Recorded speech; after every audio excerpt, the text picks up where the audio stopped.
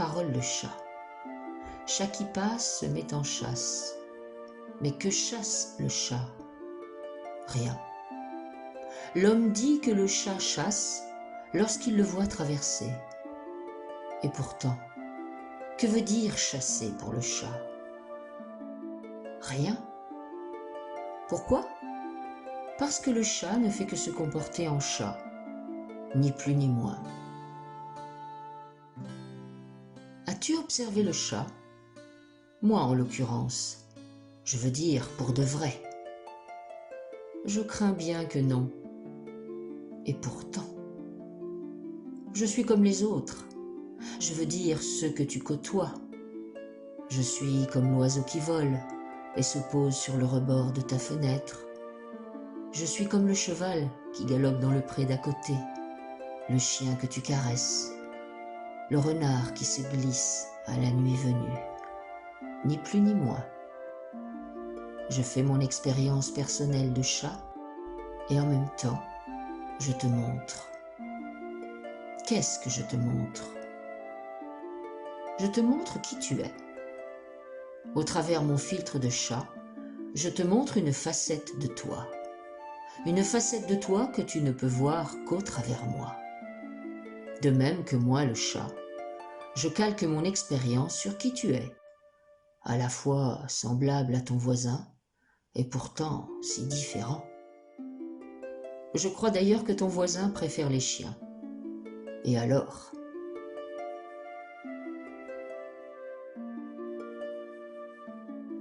Qui es-tu, homme? C'est moi le chat qui te le demande. Moi, figure-toi, je t'observe, avec tous mes sens. Et même les yeux fermés, je peux dire dans quel état d'esprit tu te trouves. C'est difficile de me cacher quelque chose, tu sais, de me faire croire. Je connais tous tes subterfuges, tes mascarades. Tu te voiles la face, c'est tout. À qui donc mens-tu? Lorsque je te regarde, il m'arrive de voir celui qui a peur. Peur de son ombre parfois. Peur de sentir simplement qu'il ne maîtrise rien. Peur de regarder en face des choses qui le dépassent. Peur des autres qui mettent en évidence des zones obscures en lui. Peur de moi, le chat, lorsque je ne fais pas attention, en traversant la route. Mais qui a dit que je ne faisais pas attention? Hein? Qui? En fait, je veux parfois simplement attirer ton attention. Et crois-moi, c'est souvent difficile.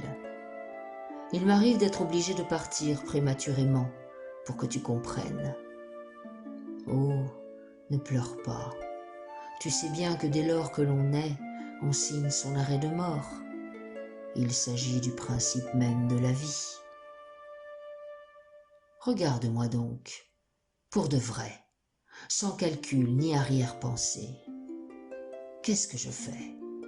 Je hume la vie, je la savoure, je la déguste, là, maintenant, dans tous mes instants, à moi, tout de suite.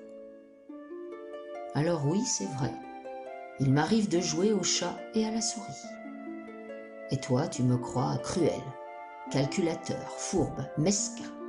Ma petitesse te surprend et te déplaît.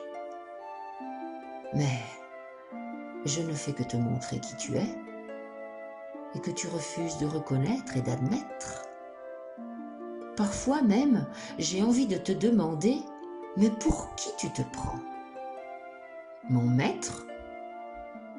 Sais-tu que c'est moi qui t'ai choisi et que je peux décider de repartir aussi vite que je suis venu, comme ça, sans crier gare? Y a-t-il bien ou mal?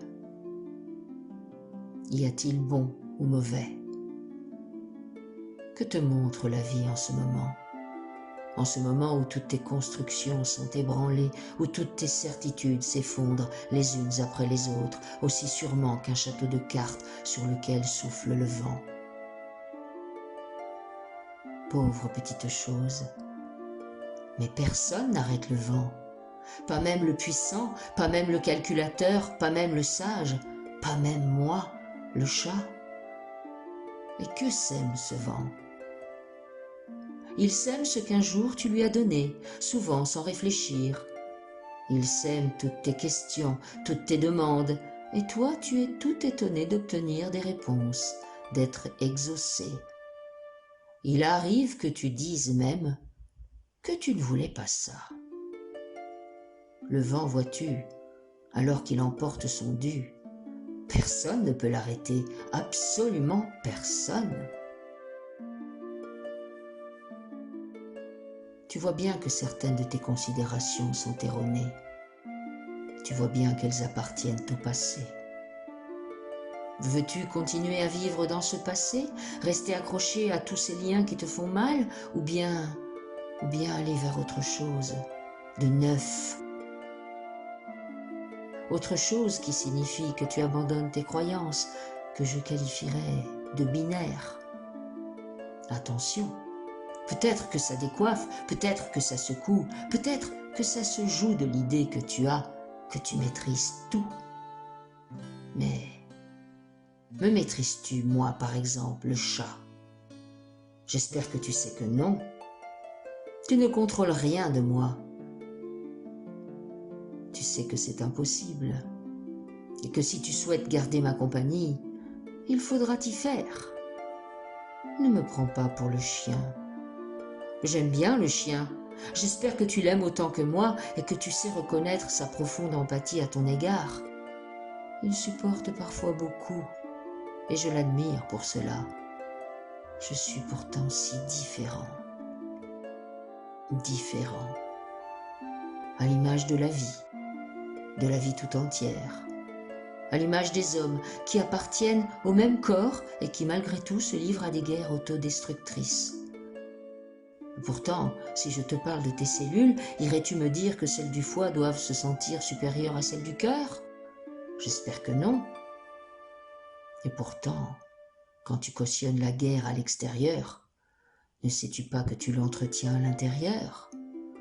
Ne sois alors pas étonné que certaines parties de ton corps soient en lutte contre certaines autres, qu'il y ait des conflits d'intérêts. Il t'arrive d'être si aveugle. Sais-tu que je suis capable de détester le chien subitement pour te montrer tes propres contradictions et tes incohérences, et que le chien pourra sans doute, à sa manière, faire pareil? Je veux te dire tout simplement, l'univers est un tout. Tu en fais partie, j'en fais partie, les autres en font partie. Comprends-le, intègre-le dans toutes tes cellules et vois que ce qui est bien pour toi peut être mauvais pour l'autre et vice-versa. Vois que ce qui est bien pour toi un jour est peut-être mauvais le lendemain. Cesse de te fier aux apparences et accepte l'impermanence des choses. Cultive le détachement, même si tu ne comprends pas. Tu comprendras un jour, ou peut-être pas. Mais peu importe. Ce qui compte, c'est ta façon d'être qui tu es sans vouloir changer l'autre, d'accepter qui tu es en acceptant les autres. Réaliser que les rencontres de toutes ces différences sont ta richesse, comme à l'intérieur de toi, comme à l'extérieur de toi. Il n'y a pas d'ennemis, il y a seulement d'autres soi qui chacun à leur manière reflètent la lumière. Est-ce que tu crois que si la souris m'échappe, je me morfonds? Est-ce que tu crois que si je l'attrape, je le crie sur tous les toits, je m'érige en héros, je me sens supérieur et j'oublie tous les autres et je veux leur imposer une loi? Si tu observes vraiment, tu vois que chaque chose a toujours son point de vue. Autant de points de vue que de scénarios, de rôles à jouer, et que se battre pour défendre ses idées est si vain, si puéril quelque part, puisque cette bataille va contre l'expérience. La différence entre le mouton noir et le mouton blanc est bien dans le fait que le noir sait, alors que le blanc ignore. Pourtant, ils se rejoignent toujours au même endroit malgré tout. Ils se rejoignent dans leur rejet. Condamner est toujours condamner, et se battre est toujours se battre. Les mêmes conséquences sont à récolter. Et la justice, l'idéal, ne sont pas dans l'affrontement. Chat qui passe se met en chasse. Mais que chasse le chat? Rien. Et toi, que chasses-tu donc? Rien non plus, je l'espère. Tantôt diable, tantôt ange, tout est dans l'expérimentation. Et les deux sont toujours dos à dos. Peut-être simplement te demander pour de vrai qui tu as envie d'être. Et là, tu finiras par voir que tes expériences sont soudainement plus douces, plus riches, plus vibrantes et surtout tellement plus vivantes.